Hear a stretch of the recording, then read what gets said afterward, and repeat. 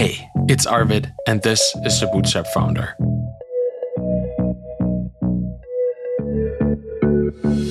Today, I'm talking to Amar Ghose, the founder of ZenMaid. That's a SaaS platform that's been helping maid service owners grow their businesses since 2013.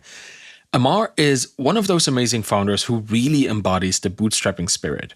Because when his co-founder left early on just around 15K of MRR, he could have easily given up, but instead he stuck with it and relentlessly focused on customers and persisted. He had built ZenMaid into a 150K per month business over the past 12 years. And what makes Amar's story particularly inspiring is that he's a non-technical founder who used this customer development approach from day one. And he really listened to his market and built exactly what maid service owners needed. He also created this incredible content marketing ecosystem around ZenMaid, from YouTube channels to the Maid Summit, that's a conference, podcasts, all that kind of stuff. He's always focused on helping maid service owners succeed rather than just selling his software. So it's very inspirational, and there's a couple of really, really interesting insights in here. We're talking about the power of persistence in bootstrapping, how to build as a non-technical founder, how important customer development really is, and how you can create content that truly serves the community that you're serving. We'll also dive into building this remote-first location-independent company and stay focused on your customer success over quick growth. Like I said, 12 years, right? That's a long while to stick with a business. A big shout out to the sponsor of today's episode. That's paddle.com, my merchant of record payment provider of choice. They're taking care of all the things related to money so that founders like you and me can focus on the things that only we can build. Paddle handles all the rest, sales tax, credit cards failing, all that kind of stuff. I highly recommend it, so please check out paddle.com. Now, here's Amar Ghose. Amar, you have been with ZenMaid for 12 years now, just over 12 years. And I have met very few founders who had the tenacity and the resilience to stick with any business for over a decade. I want you to take me back to your 2013 when it all started. Did you know back then what journey you were signing up for? So I think anyone that says yes to this question that's a successful entrepreneur is lying unless it's their second or third business. No, I had absolutely no idea what I was signing up for. I recognized an opportunity both in the actual industry where we've built our solution, but also just in the fact that one of the smartest people that I knew in my life that was getting his PhD at Stanford University was offering me the chance to be an equal founder with him in a software business. And, just looking at how much he was valued on the open market and how much I was valued on the open market, not as entrepreneurs, but just as people, it was very clear that, I was getting a better deal here. I think it's evened out since then, but I just recognized an opportunity and just moved forward with it. And I think in terms of sticking with it for 12 years, I think that because I read the 4-Hour Workweek quite early on in my entrepreneurial journey, I think that I had it in my head that it's hey, if you play your cards right, if you can get to a couple $1,000s a month, you can essentially live like a king in Thailand. And I think that I was really good about never forgetting that. And so my initial co-founder, he left the business after 4 years after his shares fully vested. And he was looking at, it's been 4 years of time that we've been focused on this, not full time, but it's been our thing for 4 years now. And it's making $15,000 a month, right? We're adding, $4,000 a year in monthly recurring revenue. So from his perspective, this was pathetic. From my perspective, I was just yes, but think about all of the aspiring entrepreneurs out there that would kill to have a SaaS business making $15,000 a month, no matter how much time it had taken them, right? $15,000 a month is $15,000 a month. Now, granted, we weren't paying ourselves anywhere close to that, but I think I just kept that in perspective. And so, yeah, he walked away after 4 years and we were at $15,000 a month. And 4 years later, we were at $150,000 a month. So, and both of us won in that. We're still very good friends, very amicable, all that. But, that's kind of how the journey started, but there's absolutely no way like I knew what I was signing up for. Oh man, it's been so much. Yeah, it does sound like a slow burn, but a bright burn nonetheless, right? Because you just stuck with it. And I feel that's the tenacity I'm trying to kind of highlight here. That's the stuff that we don't talk about much. We talk about numbers a lot, we talk about growth and strategies and all that, but to stick with a thing when it's kind of working, but it feels like, everybody else is talking about product market fit and how things just, hockey stick explode. Doesn't seem to be working for me. A lot of people seem to just cut it at that very point, yet you stuck it out. Why was that? Like, why did you see that there was still, beyond the fact that other people would like to have something like this in the first place, obviously, but what did you see that he did not see? Well, so one thing is, in my initial co-founder's defense, he had made a lot of money on crypto by that point. So it was more that he just had more opportunity like elsewhere than it was necessarily an indictment of of the business. It was more just how he was choosing to prioritize like his time and attention and resources. And so that was like good. But the main thing I think that was different was that because he was building the software and I was the one actually talking to all of the customers every day, I think that I was quite intimately aware of how similar all of our customers were and how we were clearly solving a problem where there was a wider sort of pattern of behavior that this was going to help and to solve. And so I knew that there were way more maid services out there. And it was almost just like at every point I kept looking at it and just being essentially thinking to myself, why can't we double? And now we're getting to a point where it's like, okay, maybe that would actually be tough to do within like the size of the market. Still possible, but at that point, you're talking about a significant chunk of the market. Okay, interesting. I always wondered about your journey in particular, because 12 years, that's a lot of time for things to shift in the world, right? In the reality of how things are done. So I wonder, like, how quickly did you find your maid service owner customer, your main customer, target customer, I guess? And did that change since? Like, has there been movement enough for you to reorient your ICP, your ideal customer profile? So not since day one. But the reason for that is because we started with the ICP, not with the software, right? So we went through a course called The Foundation that was by Dane Maxwell and Andy Drish that was back in 2013.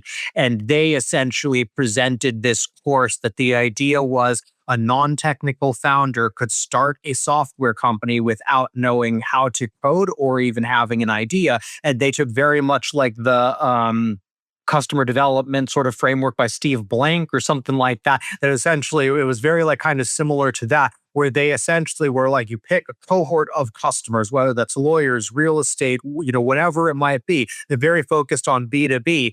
And then it's you go into those companies and you find what sort of problems can you solve with software. And then it talked about pre-selling and like essentially how to get money and then to go and hire. And so I think that's a little bit more commonplace now, but at the time I think was a bit more kind of like out there. And so I had actually run a maid service previously. The interesting thing was initially we didn't explore maid services as an idea because we thought that my experience there was actually going to be a crutch and was going to give us a false positive for a good idea.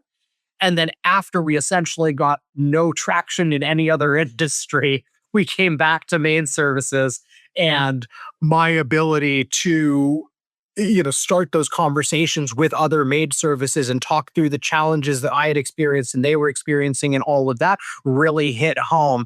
And so, yeah, it's kind of an interesting thing that like we were so naive back then that we actually thought that me having experience as a maid service owner was going to somehow like mess things up. Would you suggest like having this kind of inside knowledge to a founder in general if they want to start a business? I mean, I would suggest it like where possible. I don't think it's necessary, right? I don't think that it should stop you, but also like I think that if you are blessed enough, if you have savings, if you are still living with your parents and are quite young or whatever, I think that there is something to be said of it's like, you want to build a software for valets, go work as a valet for a couple of months and build on the side and in weekends, right? Especially if you're technical, right? If you're less technical, I mean, it's probably still just as useful. I think it was quite helpful for me, but honestly, it was more about the confidence than the experience. It was more about, how I was able to present myself on calls and sort of the story that has allowed us to tell about ZenMaid.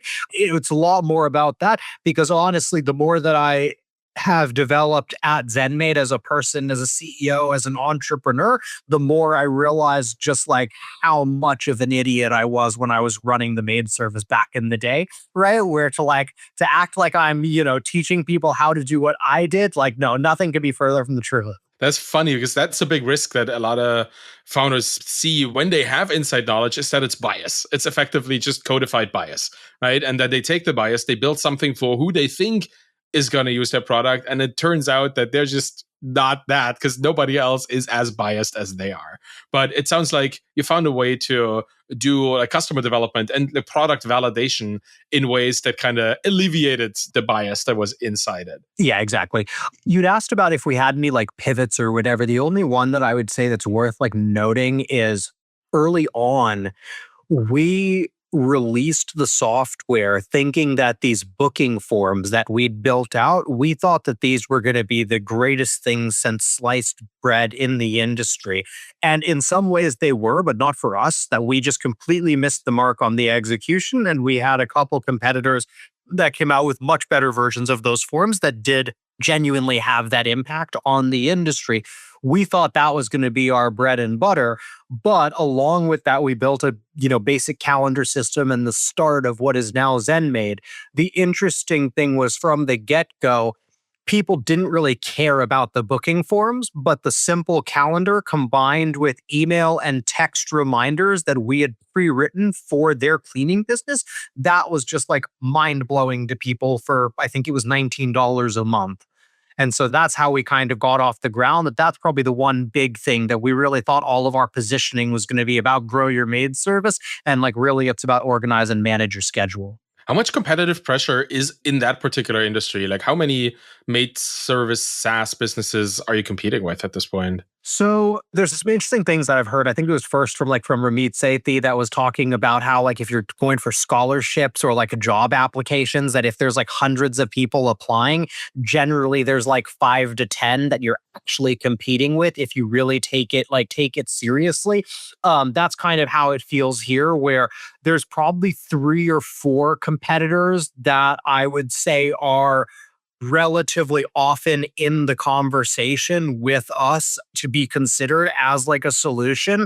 And then there's another probably like 35 or 40 kind of like, smaller ones or whatever that also come up. It's important to note with that out of the 3 or 4 like major competitors, I would say at this point, one is specific to maid services like us. And then 2 of the other ones are general for all service businesses, but happen to be very strong in our industry. And then there's quite a few smaller ones that are maid specific that are oftentimes like the first thing they publish on their blog is them versus ZenMaid and trying to plug into like our SEO, right?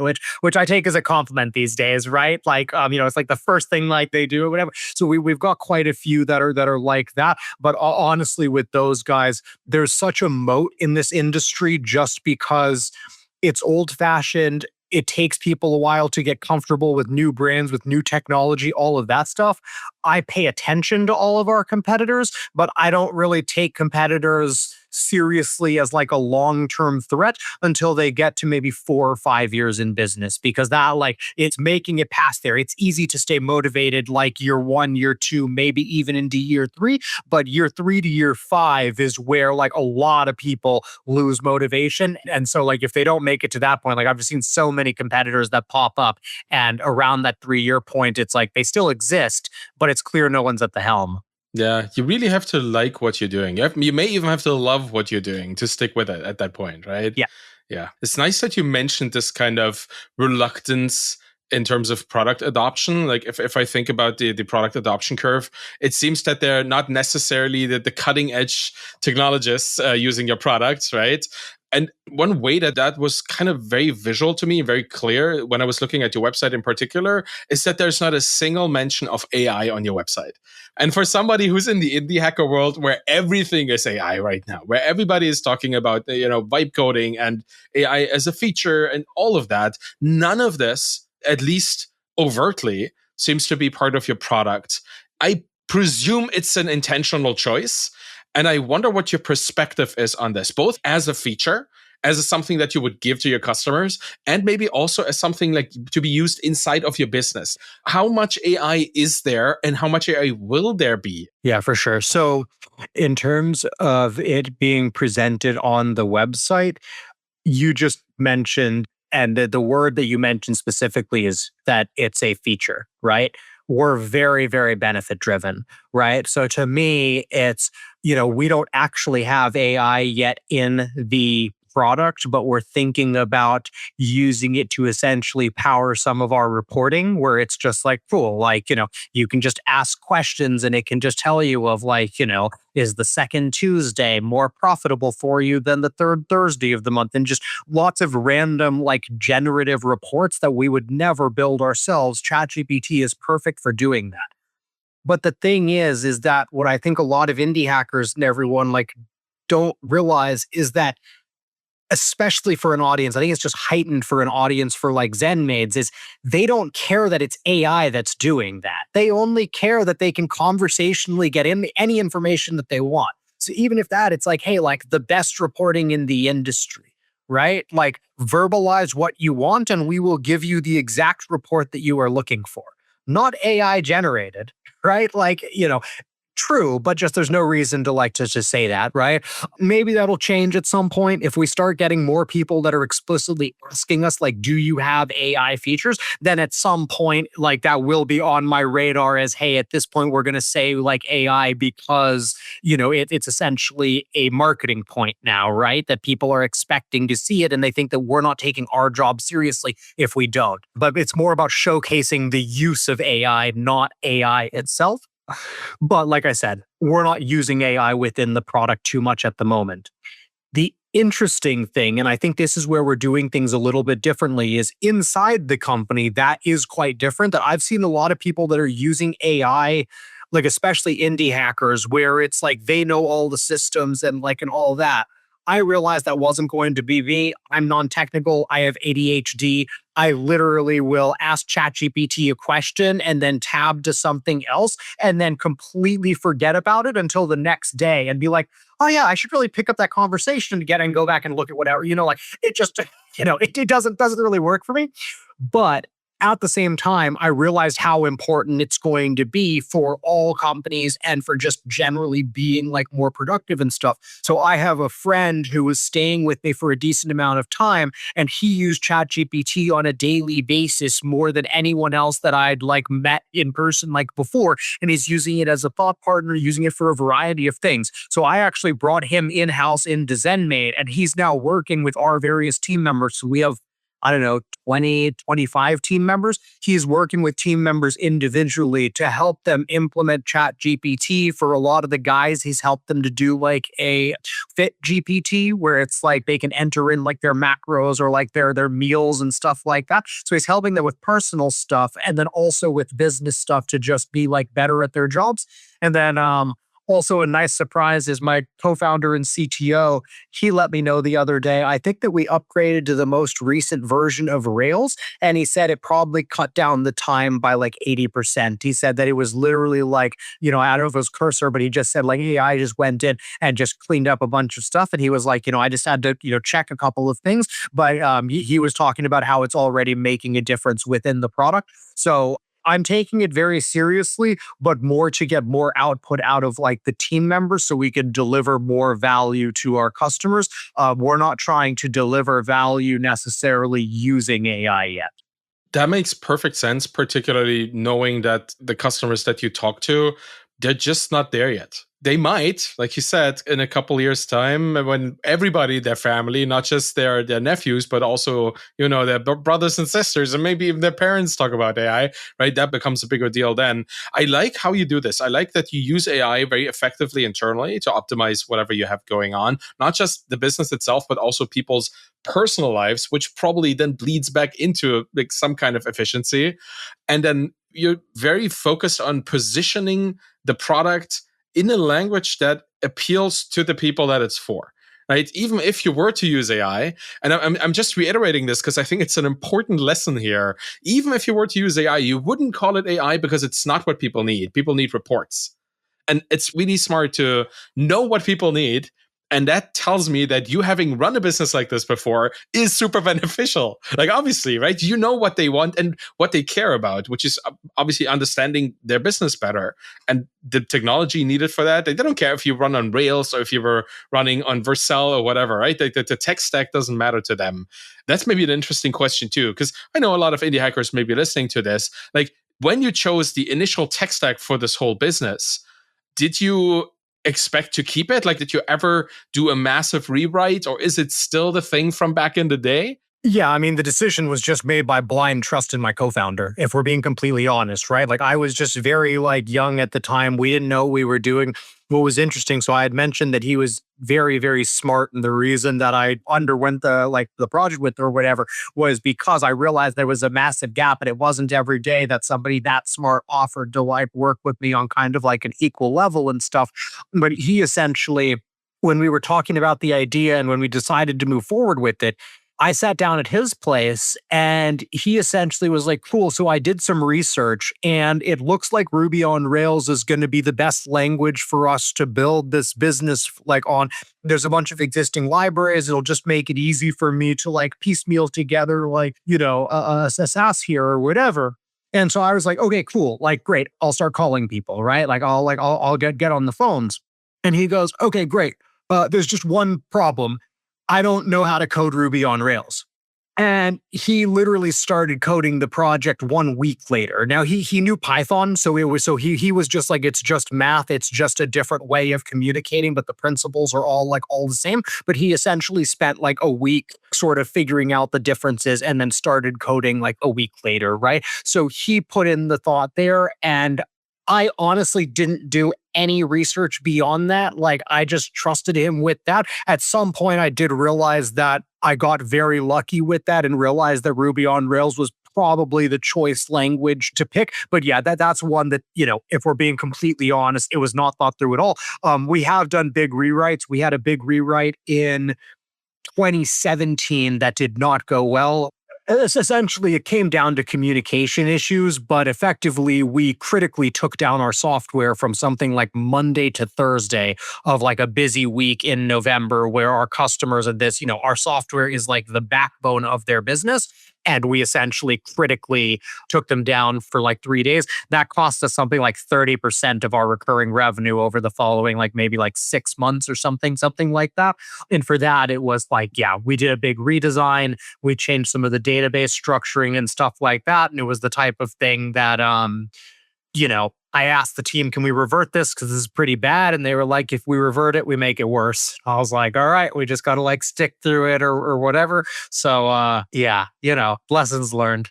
Yeah, I think that's just a journey of every SaaS founder. You do a thing and it's whoops, everything exploded. And then you kind of figure it out. And that's a learning that you take into the next iteration of this.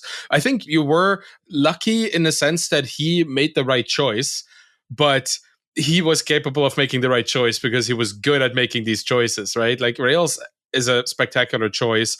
And even back in the day, back in 13, when it was rather new, I don't know, Rails is a 2008, 2009 kind of technology. I'm not sure. I could be completely off here, but it's been around already for a bit at that point. And there's, the Lindy effect for things that have been around for a while, they will likely stick around for a bit longer. So looking at Rails now, still going, still strong, still very much the same framework in the sense of its robustness and of the community around it. That is an important right choice to make in the beginning, right? I've started several SaaS businesses myself building on more obscure technologies, and that made it hard to find people to help. Just hiring somebody to build your tool, that's very easy now if you build in PHP or in Ruby or JavaScript. There's a lot of people out there for that. But for the kind of more esoterical languages that are also very cool and the frameworks are nice, but hiring people is expensive and hard. So you have to think about this. How quickly did you guys hire? How quickly did you get into a team size that was not just the founders anymore? So we started the company in, I think, April of 2013. And so then I believe it was early 2015. So we were still both working part-time. I had a full-time job. He was a full-time student. around that time, we brought on help for support from the Philippines. And that was something like we were paying for maybe 10 hours a week. So it was like 2 hours a day, literally, to jump on and to just, answer some of the low hanging fruit tickets so that I could just focus on the more important ones. And that's where it started. And then, yeah, 2016 was when we really brought on our first kind of like real like team member. And then around that time, the person that became our CTO and is my current like co-founder, he joined the company sometime around then as a freelancer. And so, yeah, I mean, it grew a bit like from there, but it really started. The team really started, I would say, in 2016, and then it's grown slowly but consistently, similar to the business since then. 3 years. That's a lot of time, particularly in internet time, right? Like right now, when everything is very fast and you have to launch, and if it doesn't work within 2 weeks, you're a failure, right? That kind of logic unfortunately exists. 3 years to get started with hiring. Interesting. I did not expect it to take that long. But again, slow burn, right? We talked about this earlier. You said Philippines, and I think in your Twitter bio, you also say you're location independent. Has ZenMaid been remote first, like from the start? Yeah, we were remote from the start. Arun and I were both in Palo Alto in California when we started the company. And so I'd go over to his place in the evenings when he was done with classes at Stanford, but we were working very different schedules. That I was waking up at 5 a.m. and working and then going to work, whereas he would sit down and start coding at 11 p.m. So like we might get together between like 9 and 10 and essentially talk strategy. And it would almost be like that was the end of my day and the beginning of his day. So even at that point, even though we were in the same location, we weren't really working together. And then, yeah, like I was traveling the world doing the digital nomad thing for 8 years. And now I'm based in the UK. So now I have a home base and, a puppy and all that stuff where I'm like truly settled and everything. But that was after a long time traveling the world. Yeah, the optionality of remote is wonderful, right? You can be there if you want to be, but you don't have to. I think the post-pandemic lockdown world has shown to a lot of people that actually may work. I mean, obviously the infrastructure of certain companies is not meant to facilitate this, but a lot of people found that it's really nice to be home and to work from whatever place you want to work from. Doesn't have to be home either, right? It's cool. That is wonderful. It is also, I would say, something rare in 2013.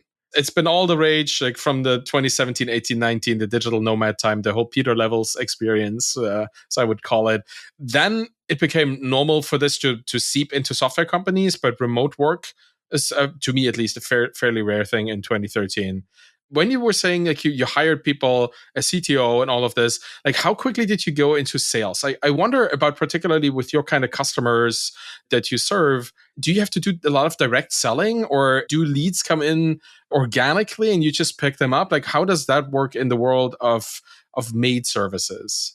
Well, so with that, I mean, I think that has a lot to do with just when, right? Of when you're talking about, right? So our first 100 to 150 customers was like essentially hand-to-hand combat, right? Like that was like cold emails, literally a VA sending through like a fake Gmail account and setting up like calls for me and everything. And then I would cold call people that we had already emailed. So the line was, of course, hey, like, can I speak with Ken? I sent him an email earlier.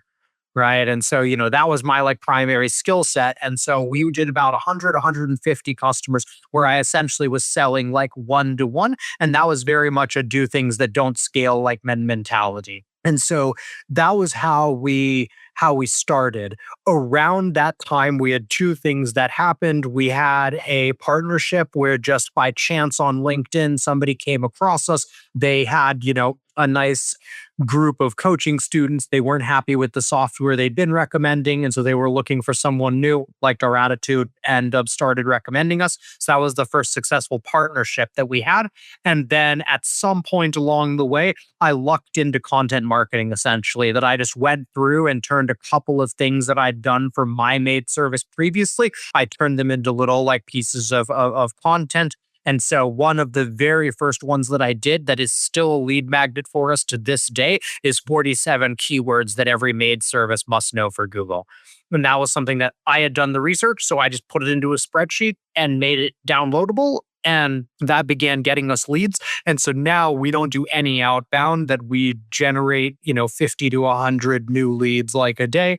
And yeah, so they're all coming to us and raising their hands and saying that. But again, that's after 12 years of showing up every day, having a really strong brand reputation, having like great SEO. We're getting leads from all sorts of directions now, where we don't have to chase anymore. Yeah, I can tell, I guess, because when I look into your ecosystem, into your kind of marketing presence, I see a YouTube channel that is really strong, like has hundreds, 500 or so videos, 10,000 subscribers, which is substantial for anything in a very niche kind of SaaS market, right? So I was so impressed to see this and the work you put into this. And then there's stuff like Maid Summit. Talk to me about this, because I don't see many SaaS businesses that actually do a conference-like thing. Yeah, definitely. So one thing that I do just want to say, just almost like before, is like almost like a caveat to answering this, is so like if you're technical and you're listening to this, what I'm about to tell you that I spent my time on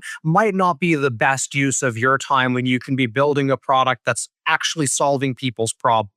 For me as a non-technical founder, though, the best question that I feel like I've ever asked myself in terms of like helping the company move forward is, what can I do, like almost independently of the product team or without relying on Arun, who is busy enough building the product? What can I do to help or to add value to Maid service owners?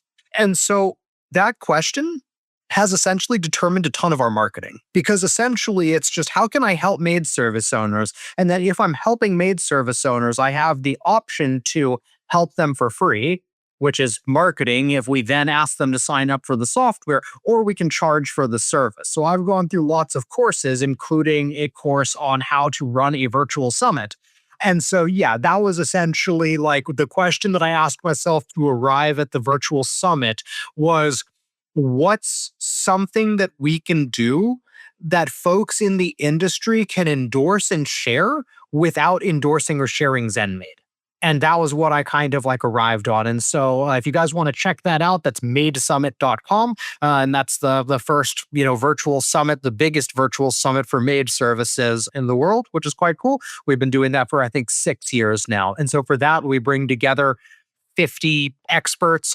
We are very specific that they have to specifically work with cleaning businesses or maid services. We don't bring in just like a random small business accountant. We want it to be strongly overlapping audiences for all speakers. And then we take all of those talks from the summit, we publish them to the YouTube channel, which is why you see 500 like videos there. We also have a very talented writer who will pull out parts of every talk and turn them into standalone articles that are like, you'd read the article and not realize it was about like the same video because it's completely like different. And so, yeah, I think we have like 1,000 articles or something like that on the blog, and all of it goes into like the ZenMaid kind of ecosystem.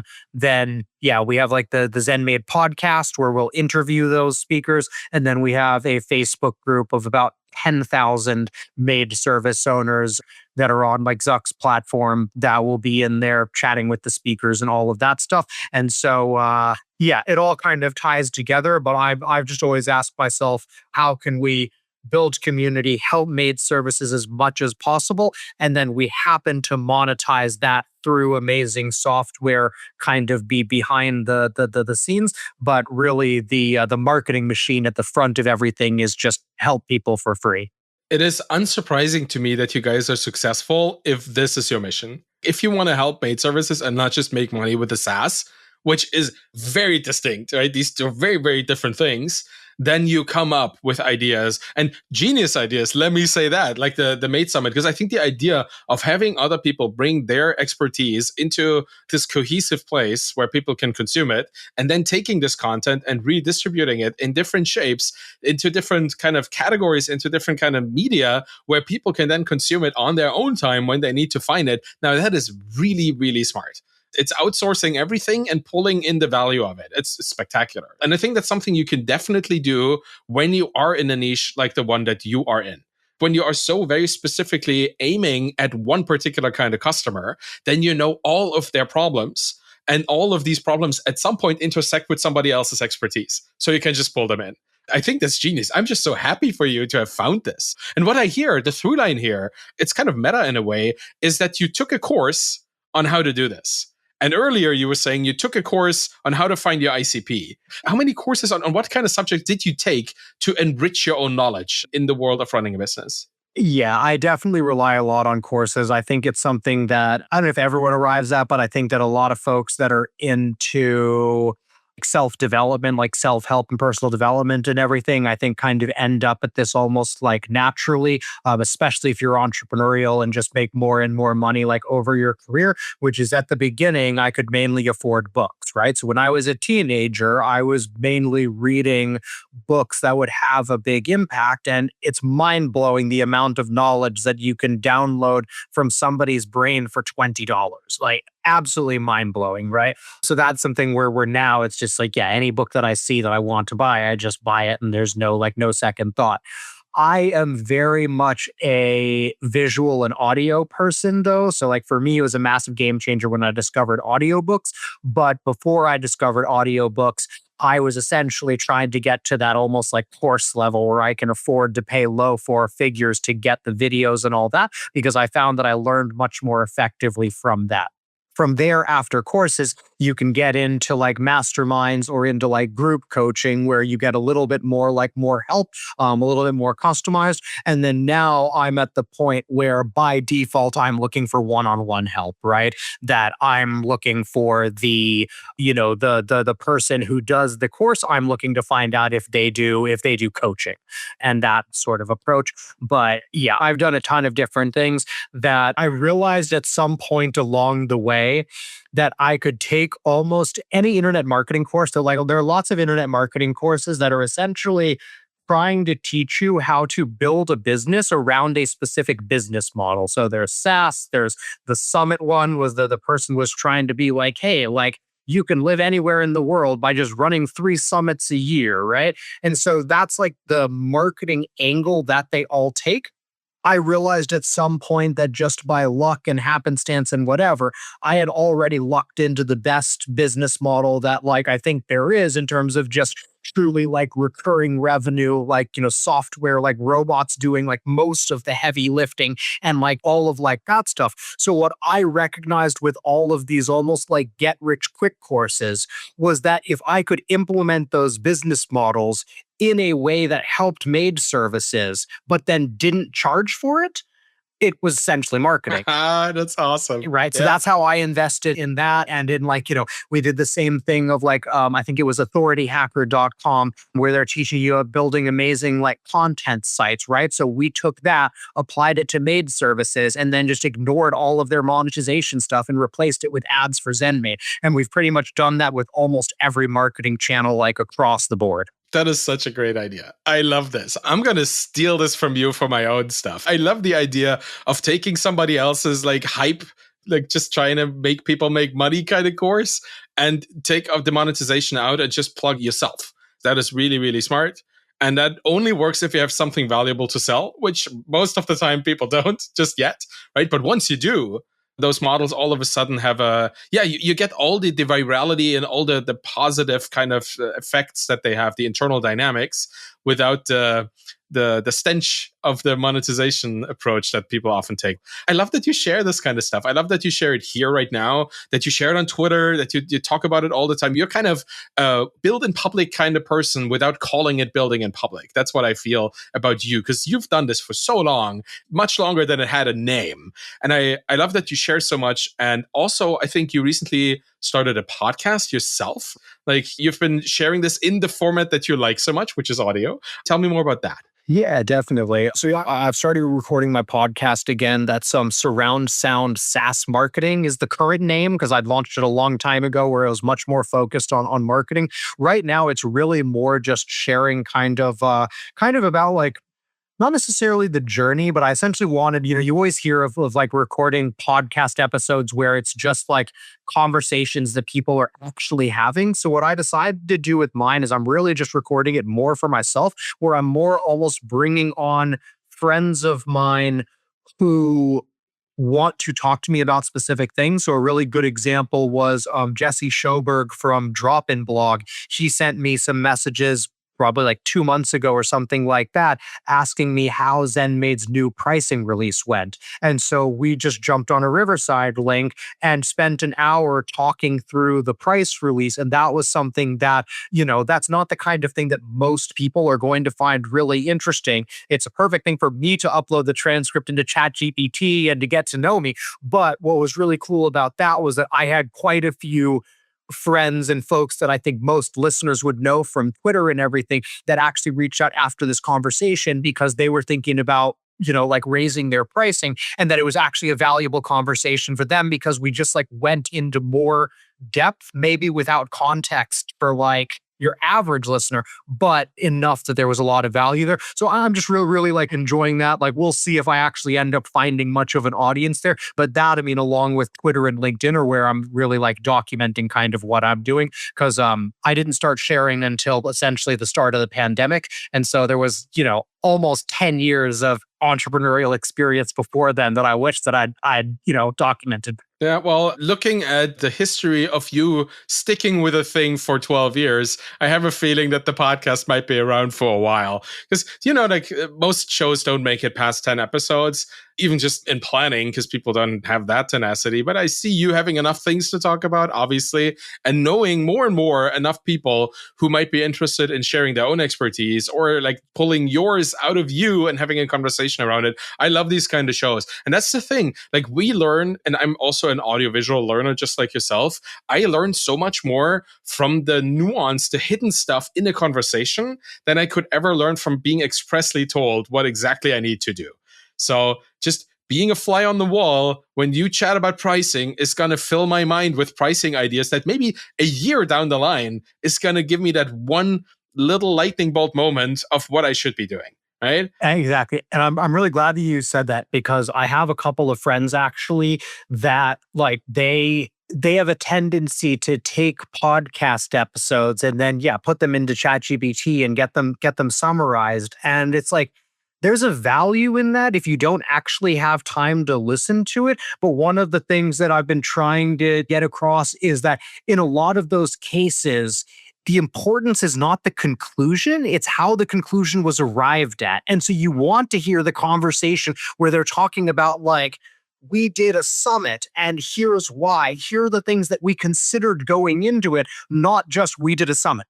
Yeah, and I think the journey being more important than the destination, and let's be as cliche as we can get, right? That is especially true for people like us who have to solve novel problems every day, and the destination, like the solution to it, effectively doesn't really matter. Your understanding of the problem and of the challenge and how to overcome it, that matters. And that's what you need the journey for. Right. So I'm super glad you're doing this. And I'm excited. I'm going to follow your podcast a little bit more than I have in the past, because I've been like in your little ecosystem, in your surrounding ecosystem for a while. But I'm excited to listen to you sharing these little stories of your own experience. If people want to find out more about you, both about you personally, your show, the businesses that you're running, where should they be going?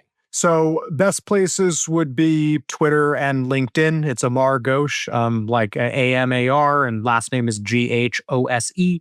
My personal website is theamericandream.com. So like the American dream, but Amar.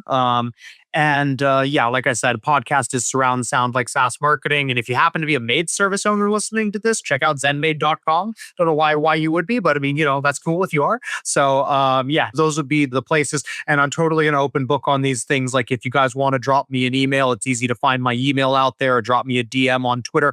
I'm always happy to answer questions, go more in depth into things, and just, meet up and coming indie hackers. So feel free to reach out if you want to have a quick chat. Yeah, I highly recommend chatting with this guy. Amar, you've been amazing. Thanks so much for sharing everything today. That was really awesome. Yeah, thanks so much for having me. It's been a lot of fun. And that's it for today. Thank you so much for listening to the Bootstrapped Founder. You can find me on Twitter at Arvidkahl, ARVIDKAHL. And if you want to support me in this show, please share Podscan.fm, my SaaS business, with your professional peers and those who you think will benefit from tracking mentions of their brands, their businesses, and names on podcasts out there. Podscan is a near real-time podcast database with a stellar API. We have 32 million podcast episodes in the back now. The database is humongous. Please share the word with those who need to stay on top of